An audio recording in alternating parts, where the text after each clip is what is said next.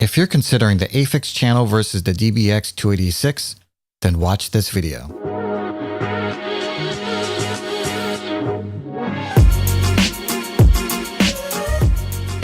I've purchased these items with my own money, so you can be sure that I will give you a fair review.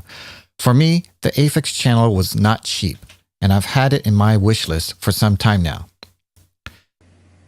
Click like if you'd rather listen to audio reviews through the actual device versus the on-camera microphone. I like to make reviews the way I would look for information. My last channel had over 4,000 subs before I switched it to crypto only. If you like these types of videos and reviews, please click subscribe. For this test, I'm using the Shure SM7B dynamic microphone connected to a Mogami XLR cable. Then it's split between a Cloudlifter that goes into the Aphex Channel and the other going directly into the DBX 286s. Since the Aphex has a tube, I have had it warmed up for at least an hour now. The outputs of the channel strips are going into my Clarett 2 Pre audio interface as inputs 1 and 2 via XLR. The Cloudlifter provides about 20 dB of gain that the Aphex Channel needs, otherwise the noise gate will always be activated. For those who don't know what a noise gate is, I will go over it in detail. For a quick example, this is the noise gate turned off.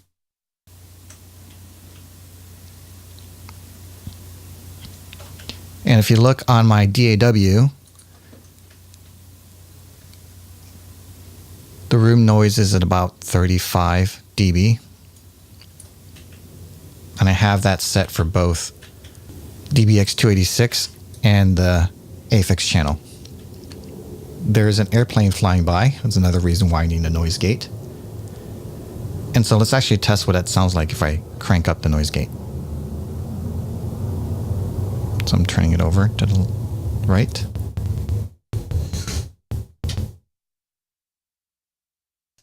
The best analogy for a noise gate is like the height limit for a ride on a roller coaster. You have to be a certain height to be let on the ride. Well, for audio, you have to have a certain amplitude or dB level to actually let audio through. So when I lower this, the lower the volume is needed to pass through the processor. But as I increase the gate, you have to have a higher noise level to let it through.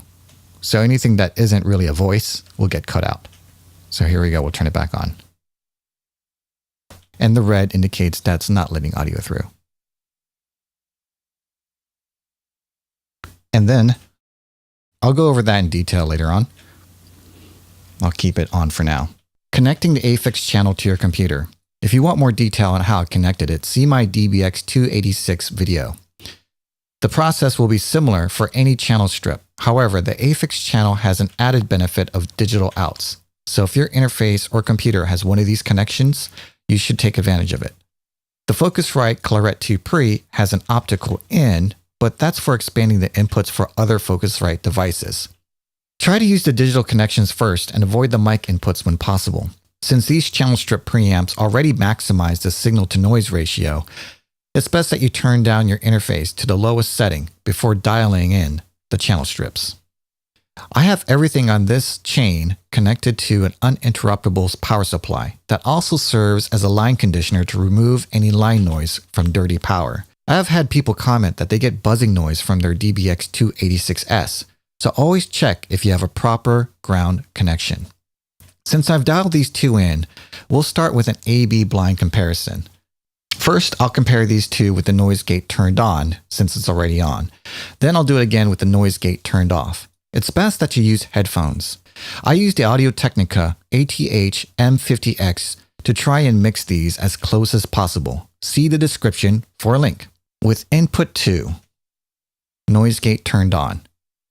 You're listening to Gary Cruz Radio, your classic rap oldie station, playing your favorite gangster rap from Beastie Boys to NWA.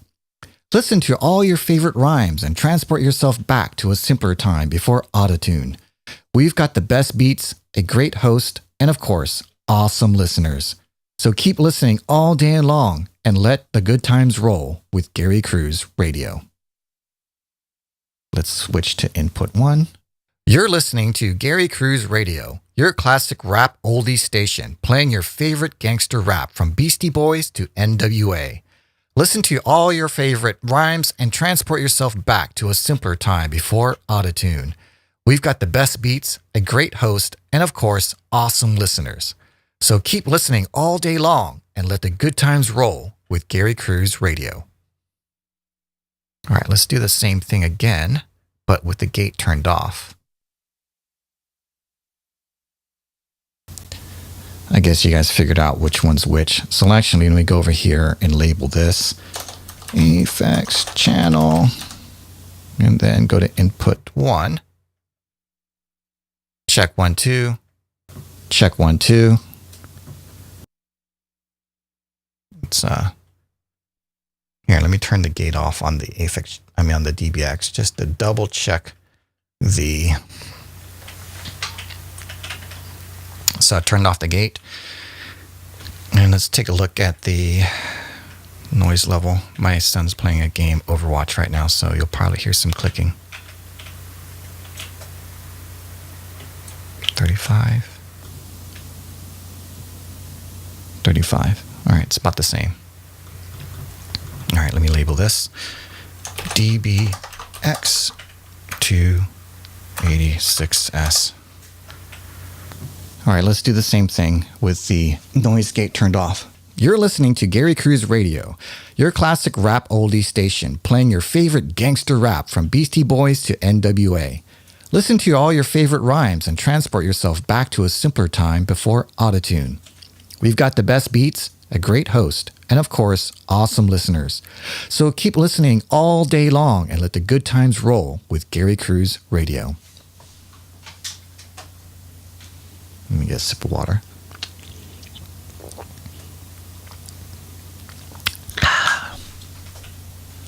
It's like ASMR. I don't know, my kids are into that. All right, let's switch over to the DBX 286s without the noise gate and do the same line. You're listening to Gary Cruz Radio, your classic rap oldie station, playing your favorite gangster rap from Beastie Boys to NWA. Listen to your favorite rhymes and transport yourself back to a simpler time before autotune. We've got the best beats, a great host, and of course, awesome listeners. So keep listening all day long and let the good times roll with Gary Cruz Radio. I'll continue switching back and forth through this review. Keep in mind that your ears may become accustomed to the audio, so after watching this, you may want to take a break and come back and watch again, and you might hear different things. Now, let's go over the controls on the front of the Aphex Channel. If you want to see the details of the DBX 286s, please see the description or click the card above now. I'll switch back and forth to compare. Let me turn the gate back on. All right. Let me switch to the Aphex Channel, and I'll turn the gate up. Okay. There we go. Got a little bit of popping there. The first thing I like about the Aphex Channel is that it has a power switch. The DBX 286 does not. After it's turned on, the LED will glow yellow during the tube preamps warm-up.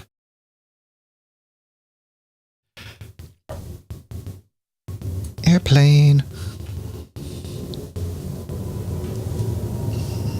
Okay, here. Now it's ready.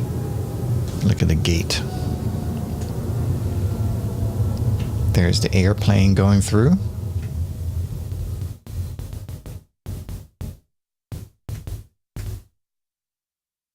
All right, the gate's back on. Let's continue. I'll just use animation. The instrument input allows connection of a guitar or bass. The DBX 286 does not have this. 48-volt phantom power. My Shure SM7B is a dynamic mic and does not require a 48-volt phantom power. That mic is not affected if it's accidentally turned on, but be sure to keep it off for that microphone. However, the Cloudlifter CL1 needs this turned on in order to give it clean gain to the input. Since I'm adding gain, I don't want to use the 20 dB pad. Other mics might need that if they come in hot, so that would come in handy. Here it is turned on just so you can hear it. All right, so that's minus 20 dB. Minus 20 dB. Now it's turned off. 75 Hz high pass. This filters out frequencies below 75 Hz by 18 decibels before any compressing, de-essing, etc. This is most effective for reducing hum, rumble, wind, and other low frequency problems. The reason why I have this turned on is to reduce the noise transferred from my desk to my microphone. So let's actually check that out. Let me zoom out a bit so you can see what I'm talking about. Okay, so this, right now the 75 Hz high pass filter is turned on.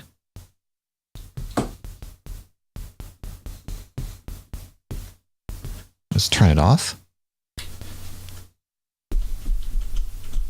So if you look at the DAW, there's a little bit of bass coming through. Let's turn it back on. I'll have to have the gate adjusted for that because it's kind of annoying. Let's turn it off.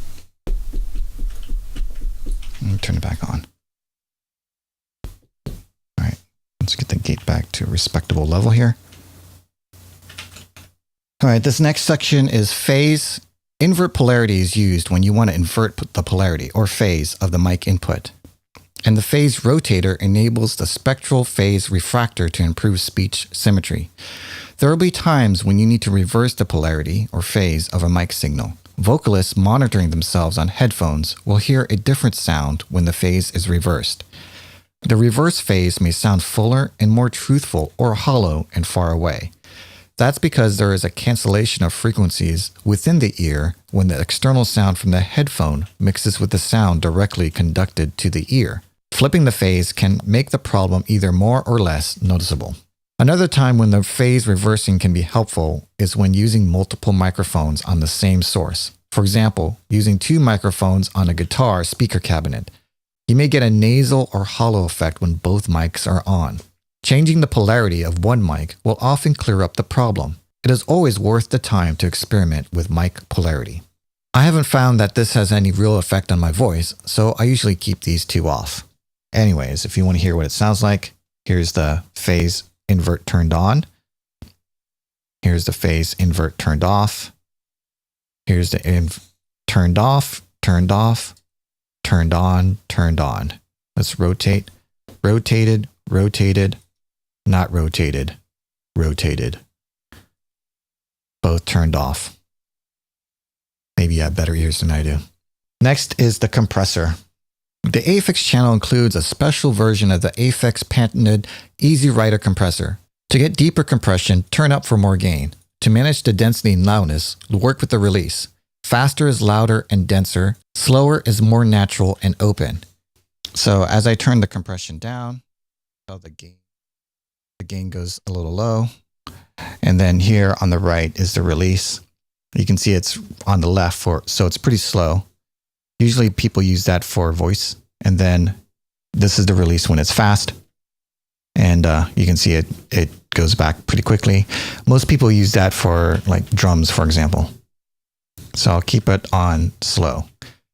Now, if I switch over to the DBX 286s, and we'll take a look at the compressor here. Let's actually turn the compression down a bit. All right, so similar effect. Next is the density, and similar effect too. So if we go to the right, it's pretty quick. And then if we go to the left, it's a little slow. Usually I do it so that it takes about 1 to 3 seconds to fully go down. But right there. That's a little bit more. All right, there we go. Let me turn the gate back on the, where is it? Over here. I'll turn the gate back on. All right, there we go. So now we're on the DBX 286. All right, let's switch back over to the Aphex channel. And now we'll talk about the gate threshold. When the sound is higher than the level set, the gate opens up instantly. Aphex claims that there's no chattering thanks to the patented, where is it here? Aphex claims that there's no chattering thanks to patented logic-assisted gate. Or does it say that right here? Right there. No chattering thanks to the patented logic-assisted gate. But, so let's actually spend some time testing that out. So let's turn it all the way down. Okay. And we'll turn it so that it gets to right to a point where that's my mouse. My son's playing Overwatch. All right, so if we get to about right there and turn it just a bit, and if I go shh, shh, if I shh right into it, it has that popping type of sound to it. And then I get to a point where it's totally gone. But the gate does sound like it's chattering to me. Let's switch over to the DBX 286s. All right, I'm on the DBX 286s. The gate's over here to the right a little bit. Let's take a look at the expander gate and then turn it down all the way. And let's dial this up a bit.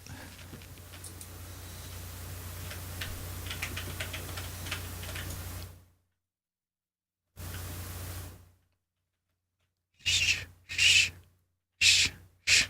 Hello. I'm whispering into the DBX 286s. Let's do the same thing with the Aphex channel. I'm whispering into the Aphex channel. This is with the noise gate turned all the way down. So it has to reach a certain volume before you can hear me. Switching back over to the DBX 286s. Alright, so to my ears, it sounds like the DBX 286s doesn't chatter as much. So not sure what's going on there. In fact, for my purposes, I don't have a professionally treated room, and I've got airplanes that fly by, and I don't do voiceover professionally. So this noise gate really is a big deal. All right, moving on. Let's go over to the de-esser. Where are we here? Switching over to the de-esser. Okay, de-esser. All right. Let's switch back over to the Aphex channel. The Aphex channel uses a split band technique with the link widths Riley crossovers. The DS threshold control lets you choose the easing level you want. De-essing is the method of reducing the loudness of frequencies in the vocal range that causes spitting or piercing when the S or sh sound is made. This is called sibilance. Sibilance is often centered between 5 kHz to 8 kHz. But to be sure, check it in your DAW for a visual representation and adjust the frequency to your voice accordingly. All right, let's test the sibilance. How many seeds would a seed sower sow if the seed sower did sow seeds? The super slimy, slithering snake should see someone skinny. How many seeds would the seed sower sow if the seed sower did sow seeds? The super slimy, slithering snake should see someone skinny. All right, I'll dial in right there.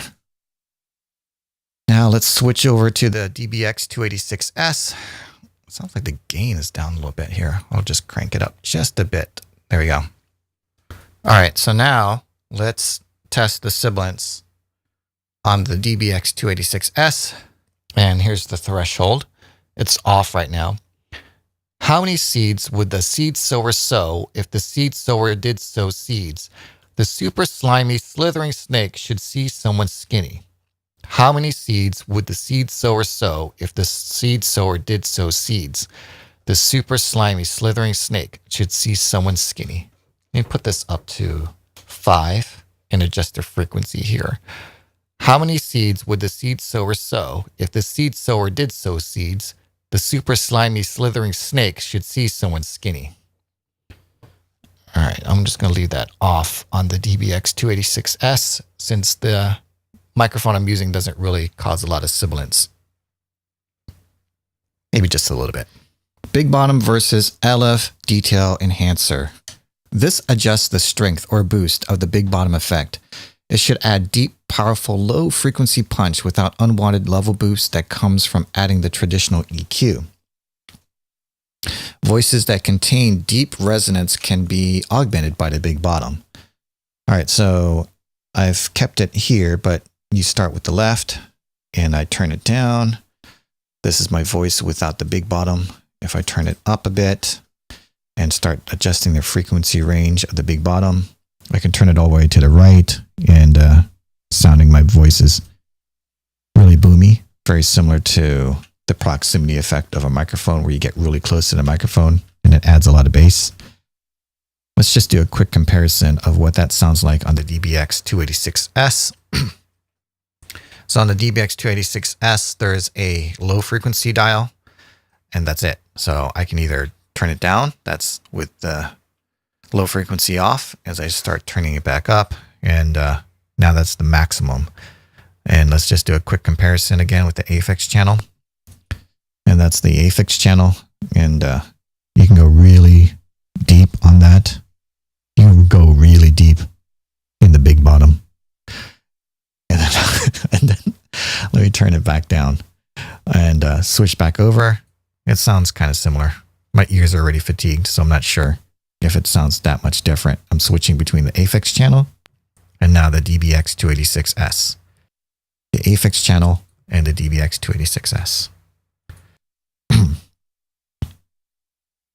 Next is the parametric EQ. It works like a standard parametric band with tune, cue, and boost cut controls. And let's hear the effect. And let's start off with frequency. Turn the frequency over here to the left, and then turning it over to the right. And then we've got this cue, which adjusts. It's kind of like doing this. So if you take a look at the DAW, you know, I can kind of pick that area that I want. So let's do this on here, and I can make it really sharp like this. So this is basically what they're doing. It's like either making it sharp like this or making it wide. So that's a visual representation. Let's actually do that on here. So I'll do this. This is wide. And then if I boost it here to the right, and then I narrow it down to the right, and then I can widen it up a bit. And then I can turn down the boost. And this is what it sounds like. It's pretty flat, but I think I keep it right just above 12, maybe about 1 o'clock. And that's what it sounds like. Now, if we compare that to the DBX 286s, we have a high frequency detail. It's just one dial. That really kind of ties in with the aural exciter, but we'll just go ahead and just turn this down here. And the high frequency details turned down, and then we've got that turned all the way up. So let me turn these down accordingly, because for my voice, I'll keep it around 6 and 7, and then over 6 and 7 for the high frequency detail. Oh, there's a plane going by. Let's test the gate out here. So you can hear the jet, and I turned on the gate a bit, and the jet's gone. Well, you can still hear it when I talk, but you got to be listening for it while the gate's open. All right, let's switch back to the Aphex channel. The aural exciter frequency adjusts the frequency above which the enhancement takes place. Let's go over here to the right. And if I adjust the frequency here and take it over to the right, sounds a little flat for my voice.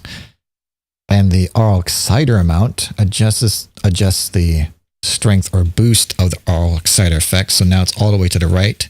The clarity, presence, and loudness can all be enhanced by the aural exciter. And just like salt and pepper, we want to apply this sparingly. So let's just move that over here where it's not too high. And then on the right of that, we have the big bottom equalizer, and aural exciter is on. And once the signal passes through the compressor, gate, and de-esser, it encounters the big bottom low frequency enhancer, the parametric peak dip section, and the aural exciter top end enhancer. The whole block is bypassable with this switch. And let's turn it off. So now that's with no big bottom, the EQ, or the aural exciter. However, the gate is still turned on. So let's actually turn it off by dialing it down here. Dial down the gate. So that's with everything to the right turned off basically. And if we turn it back on over here, now the equalization is all turned on. And actually after turning it off and turning it back on, I can tell my big bottom is a little too deep. That's what she said? That just did not sound right. Okay, now let's also turn the gate back up.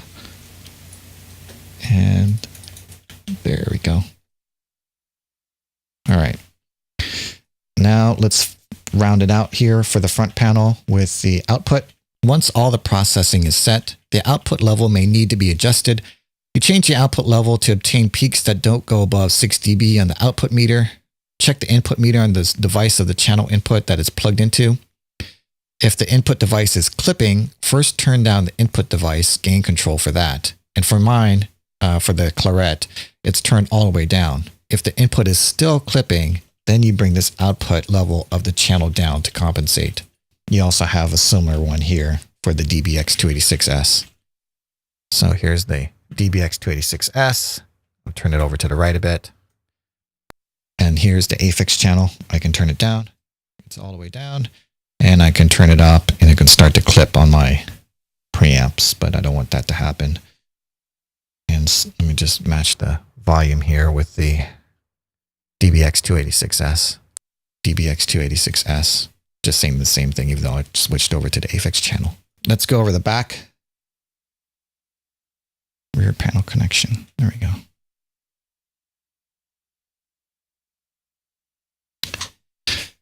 The mic in, it works with all standard microphones, phantom powered or passive. Phantom power is activated from the front panel, and it's the standard XLR 3F type. Use only properly wired, balanced mic cables. I highly recommend Mogami, and see the links in the description. Insert jacks. The channel allows you to insert additional signal processing between the channel's dynamics processing and the equalizer block. Both send and return jacks are balanced. This is a perfect place to insert an external reverb unit or profanity delay.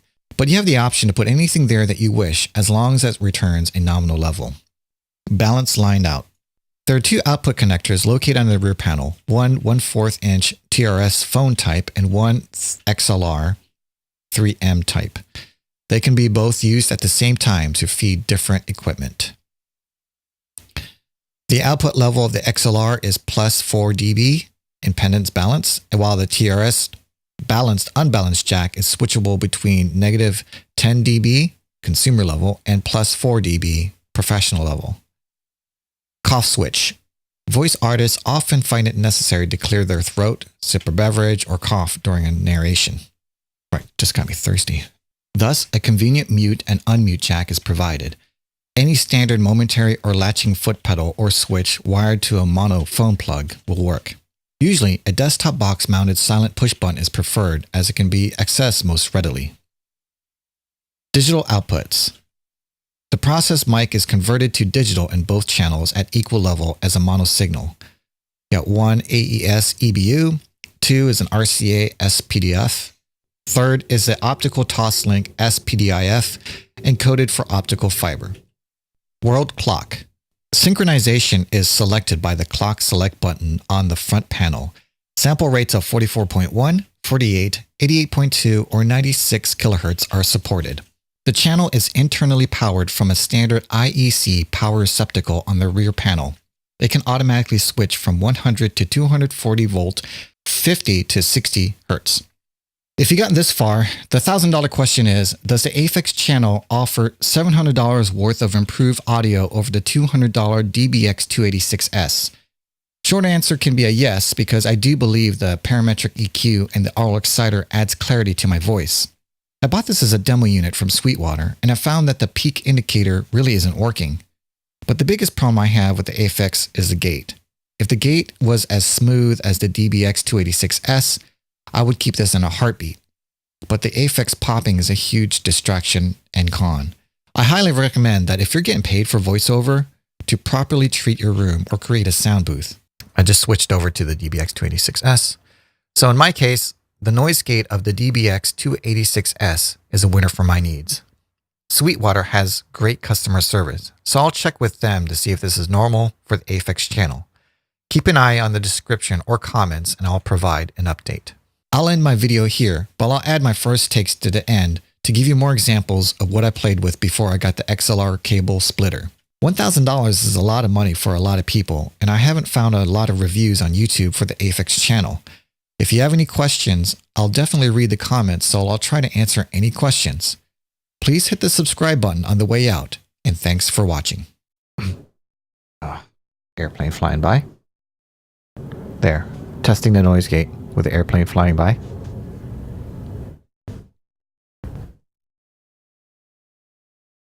There's the noise gate. Plane flying by. Noise gate on. Decide how much noise you want to let in. The gate's on. The gate's off. When the light's on, that means the gate is on. There we go. Now there's no more noise. Now, over here, this is the easy rated compressor. You can adjust the amount of compression. And essentially what it does is that you'll see here that when my voice is compressed, it'll look at a threshold and then decide how much to take that volume down. So for example, if I scream, "Hi, hello," it reduces the amount. Now, if I turn off the compression here by pressing this button, "Hi," you can hear the clipping happening. But when I turn the compression back on, the clipping is now gone. And I can yell, ha, ha, ha. Sorry, that's a little annoying. Now, the other button here is the other button here is the 75 hertz cutoff. This is a low pass filter. So if there's any rumbling in the room, bumping the microphone, that'll cut it off. So here's the bumping of the mic or of the desk. I'll turn it back on. All right, and then you can hear the noise gate kind of compensating. Turn it off. You can see the bass, especially in the equalizer. And I can turn it back on. Okay. Probably have to adjust the noise gate accordingly. If you're trying to do an ASMR video, you want that off. However, if you start whispering and you start turning this up, the gate kind of clips into place. It doesn't fully get all the whispers. So you have to dial it, especially if your voice isn't that loud. All right, so I'm not too impressed with the gate here, and I'll show you why when I compare it against the DBX 286s. Now on the right, this just allows how much room noise you want to let in. Now my room isn't treated, so there's a lot of noise. So you can hear my kids in the background. They're doing homework and stuff, and the computer. And as I start to dial this down, that removes the room noise. And then I can start tuning it up here, and makes me kind of sound like I'm coming from radio. And as I move it back over to the left, it removes a lot of the high-end parts of my voices. So you can kind of see that in the effect of the graphic equalizer in the bottom right of the screen. I'll just keep it right in the middle. The biggest challenge I have with this didn't work out of the box with my mic, which is a Shure SM7B microphone. So I had to plug it into my Cloudlifter. And then the other thing that I'm not too happy about is the noise gate. Again, I don't have a properly treated room, and I highly recommend for anyone doing this professionally, you definitely want to treat your room properly so that you don't have to rely so much on the noise gate. I'm going to unplug the Cloudlifter so you can hear what it sounds like without the Cloudlifter. So the mic is coming in from here, and the output is going into the Aphex channel. So if I remove this,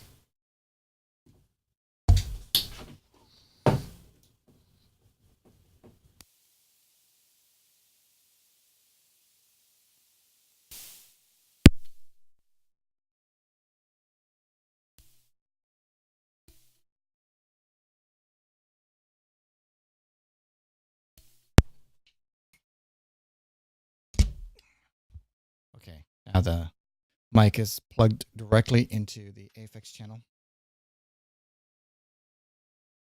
I have to All right, now the mic is plugged directly into the Aphex channel. The Cloudlifter is out of the picture. And this is what it sounds like without it. And the compressor's turned all the way up. And if I turn the gate down, the gate's all the way turned down. And if I start to turn that up a little bit. So there's a little bit less control coming in from here because there's less headroom to kind of deal with the noise coming in from or at least the audio level that is coming in from the microphone. So even if I have the noise gate turned all the way down, it's always engaged. So I really can't do anything about turning that on. This is my voice talking through the Aphex channel. This is my voice talking through the Aphex channel. This is my normal voice talking through the Aphex channel. This is my DJ voice talking through the Aphex channel. At one point in my life, I was a DJ at a 100,000 watt station in Myrtle Beach, South Carolina.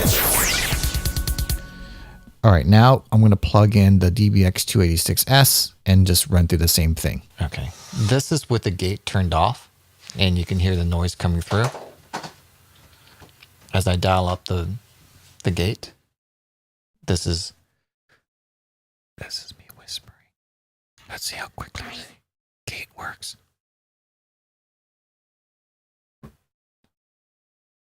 This is how quickly the gate works. If I dial this gate up, no longer can hear my voice whispering. So I can still do ASMR videos and still have a noise gate. But if I want to mix it in with my ambient noise, I can still do that with this dial here on the right. Now I'm going to remove all the noise because my room is really noisy. All right, now I'm going to turn the gate off. The gate's turned off. And I'll turn the gate back on. So the gate's really good on the DBX 286s. Ultimately, it's going to reduce the amount of peaking. So it's going to take the highest audio coming from the microphone and compressing it down. And then you make it up by the output gain. So here's me yelling into it. Hi. Hello. I'm going to turn the compression down. Hi. This is compression with it off. This is compression back on. Hi. All right. So ultimately, for those gamers who randomly scream, you definitely want to use compression. That's the bottom line. Is for bass. Here's the bass turned up. So again, here's the bass turned down. And you want to use this sparingly, just like the big bottom. And again, on the right, if I turn down the high frequency and then turn it up, it's very similar to the RL exciter. So if I turn on the bypass over here on the left, everything to the right of this channel will be turned off. So if I turn off this bypass, everything behind it is turned off. This is basically the microphone direct. And this is with the processing of the DBX 286s. And this is my radio voice coming in, and I'm not speaking any closer or farther away from the microphone. This is my normal voice. I'm going to turn down the lower frequencies a little bit. Again, you want to use this sparingly, like salt and pepper. And just dial it in so that you're not booming across someone's subwoofer of one of your listeners. And then this is the output. And you can see in behind my Focusrite. So on the Focusrite, you don't want it to peak, and any peaking is notified as shown as red. So there it turns red. If I turn it down, it is also green. I just plugged in the Cloudlifter, and I have it now at plus 45 versus plus 60. Let's turn it up just a bit so that it starts to show yellow. I have the Shure SM7B going into the Cloudlifter, and then the Cloudlifter going into the DBX 286s. And here it is with the noise gate turned off. That's the noise gate. That's without the noise gate. If I turn, if I turn this back on, this is the noise gate. There's just a little bit of popping. Now if I turn it all the way off, and here's my whispering, just to check the sensitivity of the noise gate. And here's the noise gate at a pretty optimal level, according to my room noise. And now everything's turned off. And this is what it sounds like with the Shure SM7B. This is what it sounds like with the Shure SM7B going into the Cloudlifter and directly into the DBX 286s. And I'm going to turn the process bypass off. And now we've got the processing turned back on. And now we've got it turned off. You can hear a plane flying by. And then I'll turn it back on. And that is the DBX 286s. Finally, review is done. My review is done. I'm going to slide this back and forth. Sliding back and forth on the Aphex channel. I'm going to switch over to the DBX 286s. And this is the DBX 286s. And I need a little bit more clarity there. Turn down the noise gate a bit. There we go. Oh, one thing about the noise gate. Maybe I covered this earlier. All right, I think that should be long enough. 16 seconds or so for the outro. Oh, wait a minute. I'm going to put in some clips of the other stuff. All right.